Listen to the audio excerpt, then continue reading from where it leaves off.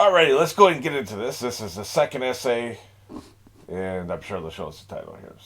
But I'm going to run this same one. If you're confused about what I'm doing here, just check out the first video. But I'm going to do this one the same way. He's saying that shonen, by the way, is a word I keep seeing, so I guess it's a certain genre, subgenre of anime. And he's saying that one of the definitions of shonen is a story that's designed to go on for a very long time. That makes sense. And I think we've seen that. I doubt that's the only definition of a shonen, but it's probably a crucial aspect of it, of something being considered a shonen. Let me know what you think. He's saying that one of the downsides of what I just talked about is that you get what's called arc fatigue. Basically, a show goes on for too long. And there's a pressure to keep producing it. It's making a lot of money. There's pressure to keep producing it. It happened with Lost. It happened with a lot of these shows. Just keep putting it out. Grey's Anatomy is on season, 20? Ridiculous. Some of these CSI shows and stuff. Now, they should never be mentioned in the same sentence with these anime. Don't get me wrong. It's a very different, it's night and day, right? But I'm just saying the pressure to keep producing content. So I think a lot of people just get tired of it. And see, here's the thing. I think there's a difference here. The reason I don't read superhero comic books is because it never ends. It literally never ends. I mentioned this before. If you're going to read Superman, basically, you're going to go down to a river, and you're going to jump into the river. And whatever happened before you jumped in, you're never going to know about, unless they reference it, like flashback or something, or some character comes back and they mention who they are. But typically, you're never going to know anything that happened before you jumped in the river. And then you're going to swim down for 10 miles. Say each mile is a year of your life, right? Say you swim down for 10 miles. And then you're going to leave the river. So you'll never know what happens after you leave the river. And so you have an incomplete experience. Basically, you experience that 10 miles, and you're not getting a full story. You're not seeing the beginning of the river. You're not seeing the end of the river. There is no beginning or end to a Superman comic book, or to a Batman comic book, or to a Spider-Man comic book. Now, every now and then they'll start a series over. They reboot everything, and they start over. Okay, maybe you'll get the beginning, but you're never going to see the end because they're going to go for 500 issues, And there is no overall story. There's just a continuation. It's a different kind of storytelling. You get new adventures. Maybe you get 6 issues of Superman doing this, and 2 issues of Superman doing that, and 1 issue of him doing this, and then 8 issues of him doing that, and then 14 issues of him doing this, and he's crossing over. And there's a through line. He'll reference something that happened 100 episodes ago, 100 issues ago. But it's just never ends. It's an endless story. And I'm just not interested in that. I want my stories to have a beginning, and I want my stories to have an end. So, if I know there is a definitive, finite story being told, I'm in. I don't care how long it is. I'm starting to watch One Piece, right? I don't care how long it is. If I know there is a finite time period that you're going to tell the story, there's going to be a beginning, there's going to be an end. People don't live forever. Stories shouldn't live forever either. Part of the journey is the end, like Iron Man says. You can't have a journey without a beginning and an end. So it is not a journey at that point. You're just treading water. So I do think there's a difference between what he's talking about, the shonen kind of thing he's talking about here, and things like Batman and Superman. So I think you can get the kind of fatigue he's talking about in those things, but here, at some point this will end. At least it should. Maybe the author dies, but, we can't predict that. The plan is to have an end. And as long as I know the plan is to have an end, I don't care how long the story is. I could be the minority. Maybe other people feel differently, but, that's how I feel. He's talking about how this guy has not lost any steam. He's been doing this for 20 years and has not lost any steam. That is impressive. He may be the greatest creative genius. Now, look, I know I'm only 18 episodes in, so this is ridiculously early for me to be saying this. I'm just talking about overall quality, overall amount of time invested in something. I consider Stephen King one of the greatest writers ever just because he's consistently producing interesting stories 40 years into his career. You rarely see that. His work ethic is unparalleled. So, is every story great? No. But no story is bad. It's not Charles Schultz stumbling through Peanuts the 50th year of his career. That thing was staggered to the finish line, right? This is impressive. 20 years of quality content, especially the same subject matter, the same story, is incredible. You gotta say it, Another thing he brought up is, again, they're talking about the time commitment here. And, I talked about this in my video about filler episodes and how I just don't see it the same way most people do. I'm a little annoyed at the concept of this story is too long. In that, and I'll use the same example I did with the filler episodes. Let's say you have 1 hour a day to watch Let's say you have 1 hour a day to watch fictional content. Like, most people have more, but like, let's say you have an 8 hour job. There's a commute. There's other things you have to do. You have to run errands. You have to cook. You have to clean. Whatever. So you have an hour a day on weekdays. So that's 5 hours. And then you have 16 hours on weekends. 8 hours a day maybe you can spend just watching stuff, some kind of entertainment. So you have 23 hours a week to consume entertainment. Okay. Now let's say that, like, One Piece is something you really enjoy. So if you spend an hour a day watching that, you really enjoy that hour a day, right? So let's say it was only 20 hours long. That means you would finish this thing you really enjoy in 1 week, and then you'd be done with it. And then you have to find something else you have to enjoy. Well, the problem with finding something else you have to enjoy is you have to wade through a bunch of sludge and crap to find something you actually like. For every show I really, really love, every Fullmetal Alchemist, there's 5 shows I don't really, really love. For every Peaky Blinders, there's the Leftovers. And I'm not saying I hate Leftovers. I'm saying they dropped the ball, right? So I enjoy Peaky Blinders more than I enjoy Leftovers. So let me find a better example of a show I actively hate. There was that show. I can't remember the name of it now. I'm not going to get caught up in the name of it. But it was something about it was a dystopian future. And there was a town at the edge of the civilized world. I don't remember the name of it. But that show was effing awful. So I would have to watch 5 of those to find a show I really love, like maybe Buffy the Vampire Slayer. For every loss, there's the event or flash forward. Awful shows. So you're wasting 3 to 4 hours looking at all this random crap to find something you like as much as you like One Piece. Okay, so like you watch 20 hours of One Piece, you're done with One Piece. Then you spend 5 hours the rest of your week watching crap that you don't like. The next week starts off, the first 4 hours of next week you're watching crap you don't like. Finally you find something you like. Okay, great. That's 50 hours long. So you finish the rest of that week, you have another week, and then you have half of the next week. So basically that 50 hours got you through 2 weeks total, spread out over 3 weeks, right? Now you got to find something else to watch. So now you got to waste 3 or 4 hours trying to find something else to watch, okay? Now I finally found something good. That's 30 hours long. Rinse and repeat. Each time you finish something, you're wasting a bunch of time to try to find something else you like. Sometimes it can take weeks or months to find something you like. You have to wait for the new season of something you like to come out. And basically you're just marking time. You're trading water until then, right? So what is wrong with something being 1,000 hours long that you can enjoy for 1,000 hours? You don't have to, if this is what you enjoy, you don't have to find something else new to watch for years. If you have 20 hours a week, you don't have to find something new to watch for years. What is wrong with that? Do we enjoy wasting time trying to find something else we like? Like, what is wrong with that? Intrinsically, what is wrong with something you like lasting a really long time? Now you don't have to waste time trying to find something else to watch. Like, nobody's ever been able to answer this question for me. Why is it bad for something to be really long? Why? I don't enjoy trying to find new things to watch. Biggest part of my job I love, and people come to me, here, watch this.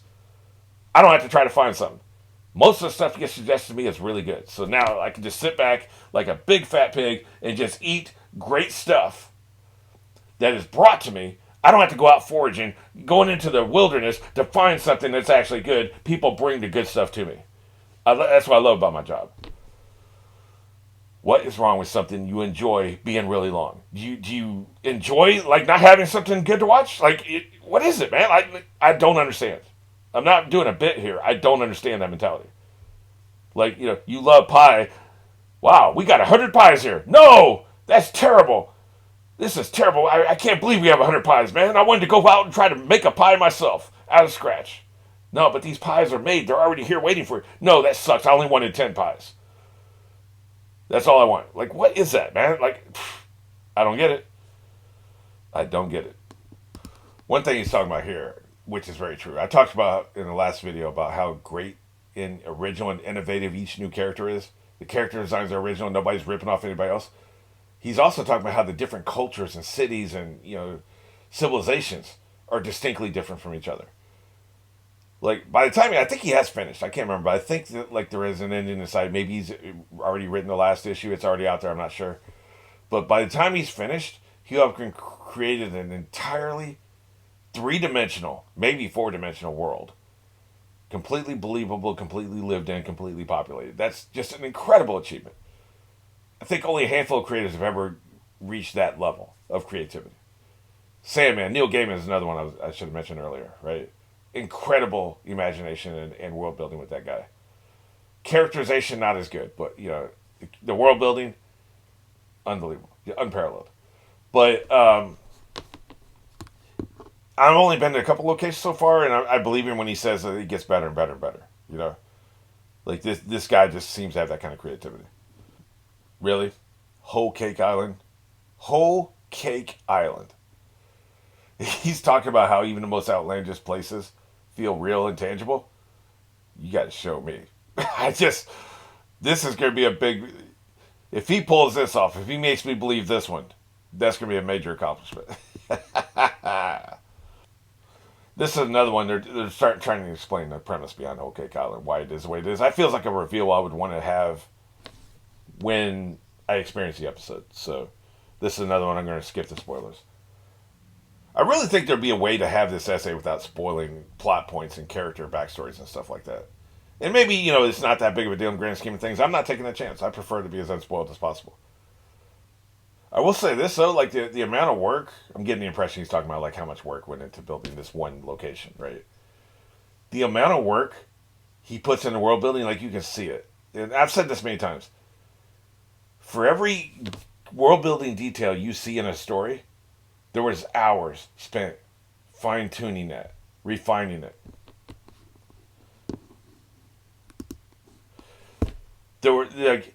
I've always said this about actors. Every hour an actor works on set, they spend 3 hours at home preparing for that hour of work. So if they put in a 10-hour day, they spent 30 hours learning their lines, creating the character, exploring backstories, finding the emotional center of the scene, breaking the scene down. Nobody sees that work. They see them walk in and they see them say their lines. Nobody sees that 30 hours they spent working to get that 10 hours. But you know what we do see? If they haven't spent that 30 hours, we see it during that 10 hours. It's kind of like they say the offensive lineman in the NFL. You never talk about an offensive lineman unless they screw up. If they do their job perfectly, nobody notices them, nobody mentions it. If the actors put in that 30 hours of time, nobody mentions it, nobody acknowledges it, nobody notices it. Goes the same thing. Nobody sees the hours I spend editing this stuff together to create a refined product. So they only see the end result. They see a 10-minute video. They don't see the 6 hours it took to make that video. You just see the end result. So it's the same in world building. In world building, a detail is like, okay, wait a minute.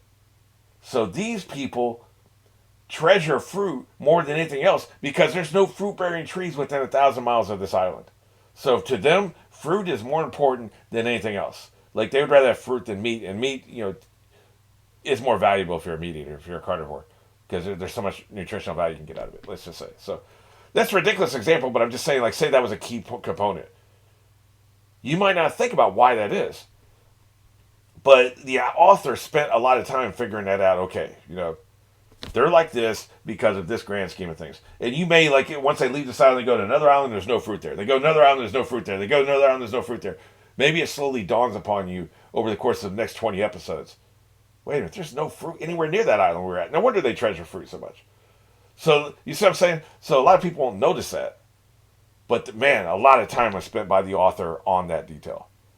Making it make sense. Give me more spoilers about toy people or something. So I don't want to know. Just give me the broad strokes, buddy. Now, one thing I did talk to Klaus about was the fact that I have a bad memory. Like, once I get to these episodes, like next summer or something, I won't remember this. But better safe than sorry. I like teddy bear guy. This is an interesting point. Oda's apparently almost like a caricature artist. That's why some of his characters are like so visually interesting. Like their visual appearance represents their personality. And I don't know that I actually clocked that like on a conscious level. Probably subconsciously I did. The clownish person looks like a clown, right? The insecure person looks insecure. So right now they're showing an example of like there's a giraffe-headed guy, right? They were also talking about the difference between short-term storytelling and long-term storytelling. He hasn't finished that point yet, so I'll let him finish it first. But it's right. It's true. Like you can be Chris Carter of the X Files was really really good at telling one episode of story. His single episodes of story were phenomenal. One of the best in TV. Actually, I should look at what he's doing now. I don't know that he's doing anything anymore, like other than X Files. Like, but anyway, I don't want to get sidetracked. But the point is, like, a single episode, he's one of the best there ever was. He's better. Like a single episode of X Files was better than a single episode of Breaking Bad. But you know where Vince Gilligan excels? He excels in long form storytelling, telling a complete story over 55 episodes or whatever. How many was in Breaking Bad? Guess it's more than 55, but like somewhere around 100. So he could tell a complete, fascinating, riveting, repeatable watching story over 100 episodes that's unparalleled. I think Breaking Bad's the best TV show ever made. It really is. That or Lost. I keep going back and forth. And Breaking Bad's more cohesive than Lost. Lost has some ups and downs. So I would say Breaking Bad. Each individual episode, some of these individual episodes are hard to get through. But it's crucial that you get through them so you can really experience the full story. But they're hard to get through. So Chris Carter sucked at long form storytelling. He could not tell a story over the course of an entire series or entire season. He didn't want to. Not only could he not do it, he didn't want to. So it's rare for somebody to be really good at both. I'm trying to think of an example of who is really good at both. I think Justified had fantastic, absolutely incredible single episodes, but also had fantastic, incredible season-long stories.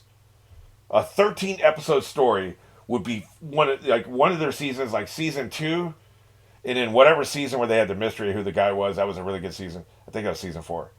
So we'll say season 2 and season 4 are two of the best individual seasons of anything I've ever watched in my entire life.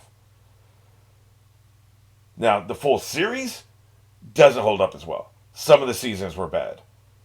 But they were capable of telling a season-long 13-episode story that was fantastic. And within that 13-long episode season, each individual episode was absolutely phenomenal. They're the only ones I can think of in live-action TV that approach. Now, I can't speak to this. He's saying Odo is great at individual episodes, and I assume he's going to say he's also great at the overall story. I haven't seen enough of it to know if that's true or not. So I'll table that. But I do think it's extremely rare for a creator, especially one person, because there's a writing room in Justified, right? I think it's very rare for a creator to be great at both episodic and long-form storytelling at the same time. So I think Dexter is another example where like season 2 had great individual episodes, but also a great season-long story. Ditto for season 4, and I really enjoyed season 5. But over the course of an entire series, no. So Breaking Bad is the only show I've seen where over the course of the entire series story was phenomenal from beginning to end. But yeah, I just think that is like most creators have a strength either one or the other. They're either really good at episodic storytelling or really good at overall storytelling. So I'll let him finish this point then. I will say this. He's really talking a lot about the manga, which is of no interest to me. I will never have time to read it. And I'm only experiencing the show, right? He has referenced the show, and he's using a lot of show footage, but he seems to be like, right, he's doing a long, detailed diatribe about why the manga is so good, how dense the frames are. You can have one panel that can have like 5 different things going on at the same time, and how if you put in panel breaks, what a difference that would make. And it's all very interesting. But there's not much for me to say about it because, like, I'm never going to read the manga. Yeah, so obviously, I guess the most obvious question is how closely is the show following the manga? It sounds like it's following it very closely. Although I think apparently there's like filler episodes that are not related to the manga.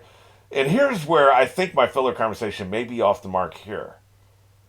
If you have a 1,000-chapter manga and you have an anime that's following it, and the anime does those 1,000 chapters, but then they also have 500 chapters that are not in the manga, that could be considered filler to me. Because the more it would be considered filler is the closer you're following the manga. In other words, if you're following it note for note, like I just started watching Last of Us. If Last of Us is really closely following a video game, and apparently it is, then if you have an entire episode that has nothing to do with the video game, that can be considered filler. If you're not closely following the video game, then you can't consider the same thing filler because they're telling their own story. You see the difference here? If you're closely following the manga and you have entire episodes that have nothing to do with the manga, that's filler. If you're not closely following the manga and you have entire episodes that have nothing to do with it, well, you're not closely following the manga. You see what I mean? So I think that's one place where I'm off the mark. In that scenario, it is filler if you're not closely following the manga. It sounds like this anime actually is closely following it. Now he's making the case, okay, yeah, the individual stories are great. Now he's starting to make the case the overall story is great, which I assume that's what he's going to do. This guy's saying, I assume this comes from an interview, some show called Vicky the Viking inspired One Piece. My God. I've never even heard of Vicky the Viking. You talk about you take an inspiration and you exceed it. Nobody had heard of Hidden Fortress until Star Wars came out. At least I hadn't. You know. Okay, so now we're reaching something that I can comment on. He's saying that one of the things this show gets criticized for, the manga, the story. Let me just say the story. That covers both fields, right? One thing the story gets criticized for is as weak character writing because there's no character development. Now, here's the thing. If they're referring to Luffy, then he is of one singular mind, one singular person. There are people like this who exist in the world. You know, some of these people, like, some of these great scientists spent 30 years working on one premise. Finally perfected, and that's why we still don't know their name 2,000 years later. They had no character development. They spent their entire lives on this one thing. That's the way he is. Now, if every character is like that, that'd be different. Now, I can't speak to any character progression we've had for any of these other people. I'm assuming we get none for him because he is of singular mind and singular purposes. The one thing he cares about, and that's all he cares about. That's fine if he's the only character that's that way. Now, what I'm curious about is are the rest of them the same way? Like, have none of the others changed either? We'll see what he says about this, but that might be a valid criticism if that's true for all the characters. Yep, they start at a-hole and end up at nice boy. That's what we call character progression. Nicely put. Okay, so now he's giving me Cowboy Bebop spoilers. Not going to happen. But I assume what he's saying there's no character progression. The characters don't really change throughout the course of the series. But here's the thing. I bet they would have changed if there had been more than one season, right? So that's probably not a good example because who knows what the intention was. Like, it's not even based on a manga as far as I know. Here's a interesting thing that just came to mind. He kind of alluded to this, but I'm going to add on to it. He's saying you don't have to have character progression in stories. And it's true. You can have somebody be the same at the end of the story as they are at the beginning. Now, Hollywood hates that. Hollywood thinks a character has to change in every script. I don't subscribe to that. And a lot of authors agree with me. Here's the thing. What we sometimes don't realize is sometimes the character progression happened before the story started. Like, if my story starts now and the apocalypse happens and I gather locals together and some neighbors and we form a band and we survive, we form a little tiny civilization and I'm the leader of this civilization and I'm the same 10 years into this new civilization as I was at the beginning, people say that's a bad story. But my character growth, my character progression happened before the story started. My character progression finalized to its final form when Dad died. I became the person I am now when Dad died. I was slowly approaching that before he died. Once he died, over the course of about a year and a lot of pain and a lot of thought and a lot of heartbreak, I became the person I am now, and I haven't changed since then. I probably will never change. This is probably who I'm going to be till I die. My story progression happened before the story started. You need to keep that in mind. Sometimes that happens with these characters. You're not changing your entire life. You become who you are at some point in your life, and a lot of times you stay that person for the rest of your life, or at least for a long period of your life. I think we have phases. Like, we have a lot of character progression as teenagers, and then from 18 to 30, we have a lot of character progression. From 30 to 40, we have a lot of character progression. From 40 to 50, we have a lot of character progression. And then we're kind of who we are. Midlife, once we pass the midlife crisis, we're kind of who we are. So it depends on who we're talking about here. Like, I think, as a writer, you need to understand sometimes characters had their progression before the story started, and then maybe if you want to explore that, you can do it in flashbacks, or you can do it, somebody comes in, they ain't known you for 10 years, and they still treat you like you were 10 years ago, or they're surprised at who you are now. that can reveal that backstory I'm talking about. That can be part of the story, but you don't have to actually see that change happen on screen in every single story. He's defining what a pirate means in this universe. This can be very helpful for me. Basically, he's saying that somebody shirks off the responsibility of civilization and forge your own way, you forge your own law. You don't care about the laws or rules of any government. That clearly is an Eastern definition for the word pirate. That coalesces in my mind exactly what they're talking about here. They're defining Nakama, friend, comrade, or crewmate. Interesting. Yeah, found family is kind of a big concept in the show now that I think about it. It sounds like he keeps talking about a larger crew. Sounds like that is going to be a big deal moving forward, too. He's saying that, especially with long-form storytelling, I've noticed this myself. Because it's hard to get attached to a 13-episode series if that's all that is. Or a movie, for instance. You can only watch a movie but so many times. Although Star Wars is kind of proven, people are obsessed with that. But no, like the long-form storytelling, you feel like you're a part of the family. It's kind of like listening to a podcast for a lot of years. There becomes a parasocial relationship there. You feel close to somebody even though you're not actually interacting with them. It's not in the human experience to listen to two people talk and not be a part of those two people talking. Like, cavemen are sitting in a cave, there's two people having a conversation, a third person is there. They are acknowledged to be there. They're a part of that family, because otherwise they wouldn't be in the cave. If you can hear the conversation, you're part of that family. You're part of that experience. You can chime in if you want to. That's the human experience. That's the way we evolved for 10,000 years.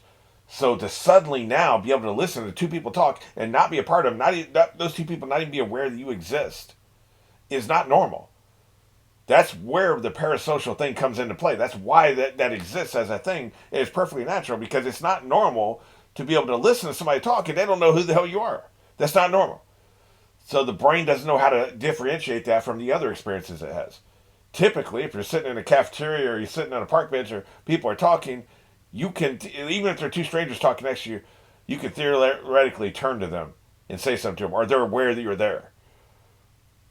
So this, in the same way, if you have a lot of experience with, I know this isn't a podcast, but like it's similar because it's so long. You can feel like you're a part of them, even though these characters aren't real, and if they were real, they wouldn't know you exist. There's no two-way street. It's all one way. It's all the interactions going one direction. Anything you're sending back to them is not real, even though it feels real.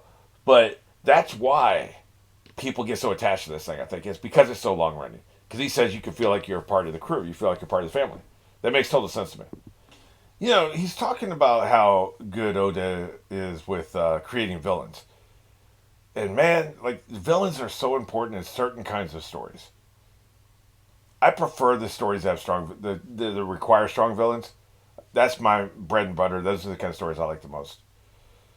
And so, you've got to be able to create a great villain. And I think sometimes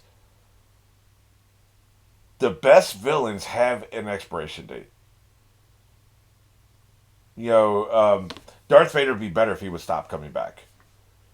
Buffy was really the model. I cut my teeth on Buffy as a genre watcher, right? I wasn't really into genre television before I got into Buffy. Art storytelling, that's how I cut my teeth. And I prefer that Buffy model where you have a season-long villain, and at the end of the season, that villain is gone. They're dead, or they're gone. Maybe they come back. Justified did this too. They had a season-long villain. Sometimes they can come back in a small role, and that's okay. But they can't be lingering as the big bad for season after season after season. The biggest problem I had with Vampire Diaries, because they had some great villains, was it was undefined. The villain may show up halfway through season 3 and be finished and die 4 episodes into season 4. Or show up halfway through season 2 and then leave, towards the end of season 5. I mean, it's just, you don't know when, there's no ticking clock. When you know that there's a season-long villain, that's it. There's a ticking clock, there's tension. You know you're going to read, it's like I was talking about before. You have a defined ending. You have an expectation, this is how long it's going to last and no more. That really heightens the tension and makes a villain sharper and better, in my opinion. You don't have them lingering around and hanging out. Now you're having drinks at the bar with Klaus, who killed people you love. That would never happen. It doesn't feel real. I suppose there are very extreme examples in real life where that could happen, but like I doubt it. You know, it doesn't feel real, so you're not as engaged. You need to have a finite limit on your villains. And to do that, you got to be able to create a series of spectacular villains. And some of these shows, I think, are afraid, once they've created a great villain, they're afraid they can never accomplish that again. And so every villain after that sucks. So look at Nikita, the remake. Great first villain. The second and third villain sucked ass. So they were right. They couldn't create it. They might as well have kept the first one, you know. Now, there is an exception. You could have a series-long villain. That's a different animal, and I'm okay with that. If literally, okay, this is a Clash of the Titans. We got a hero on this side. We got the villain on this side. And you can have other things happening, and there's other adventures you go on, but these are, you know, this is the DNA of the story. Big bad, big good. And then when they finish their fight, the show is over. Okay, I'm okay with that. But if that's not what you're doing, then you need a finite limit on your villains. And One Piece seems to be like that. Like they have story arcs. The story arcs sometimes are villain-centric, and then the villain's gone, I assume. I haven't seen enough to really be able to judge that for sure. But he's just talking about the villains are as three-dimensional as the heroes, and that's super crucial. It's very important to do that. Okay, here he is. He's going to talk about his opinion of the anime. I have a feeling he's not going to like it just for the fact he's mostly been talking about the manga. So that is going to be interesting, but let me see what he says here. Interesting. He says he can't recommend the anime as anything other than a companion piece to the manga. That it has bad pacing, or truly awful pacing is how he phrased it. Very interesting. Considering that the only thing I'm going to consume is the anime, like I'm a little surprised. He's giving me a lot of insights. He's giving me a lot of insights into the overall storytelling, especially the creator, which is interesting. Now he's complaining about the links, saying that's the biggest barrier to entry. I've already made my thoughts on that clear, you know. Well, this was a very interesting essay. You know, a little disheartening that he hates the anime so much. Well, hate's a strong word. But still, there was a lot of insights that were very useful. I'm glad I watched this. And like I said, I love the channel. I would never watch this on my own. It would have to be recommended by somebody who's watched it, has experienced the series I'm watching, and knows it. There were some spoilers I cut away from, because I don't want to know anything. The rest of it, I guess, it's not a major spoiler to know that his crew gets bigger and bigger. What was kind of surprising, he mentioned at one point, like, it's been 20 years of in-story time. So we go from the beginning, the very first chapter, to wherever they are now at 833. It's been 20 years. That's kind of surprising. That's pretty much shocking. I would have thought the story would take place from the time he's like 12 or whatever he is when he first starts to maybe 20. And that's it. His teenage years. Because anime seems to be like teenage focused. The fact that he's going to go from like 12 to 35 or 40 before the story ends is pretty shocking. So I would never have predicted that. So, but that's interesting. I don't consider that a major spoiler. I would have predicted his crew would get bigger, especially when you have this many chapters. I mean, come on, it's going to happen. But yeah, this is a definite great recommendation. Thanks again to Klaus for sponsoring this.